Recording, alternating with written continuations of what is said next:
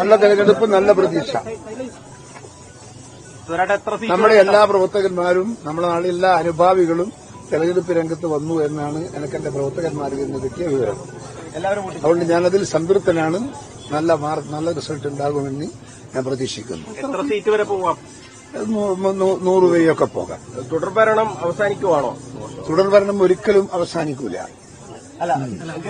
അല്ല, തുടർഭരണം ഒരിക്കലും അനുവദിക്കില്ല. UDF അധികാരത്തിൽ വരും. UDF അധികാരത്തിൽ വരും. നമ്മൾ നേരത്തെ പറഞ്ഞില്ലേ 100%.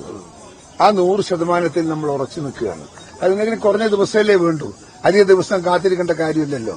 റിസൾട്ട് വരുമ്പോൾ നിങ്ങൾക്ക് കാണാം ഒരു പേരാവൂരൊന്നും ഒരട്ടിമറി നടക്കാൻ സാധ്യതയില്ല. ഞാൻ ഇന്നലെ ഒന്നും എല്ലാം ഞാനിത് ആ ഭാഗം പരിശോധിച്ചതാണ്. ആ പരിശോധനയിലൊന്നും വലിയ അപാകതയുണ്ട് എന്ന് എനിക്ക് തോന്നിയിട്ടില്ല.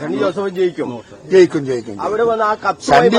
സണ്ണി വക്കീലിനെതിരായിട്ടുള്ളൊരു വികാരത്തിന്റെ പ്രതിഫലനമാണ് നിങ്ങൾ ഈ കാണുന്നതും കേൾക്കുന്നതും ചോദിക്കുന്നതും എല്ലാം.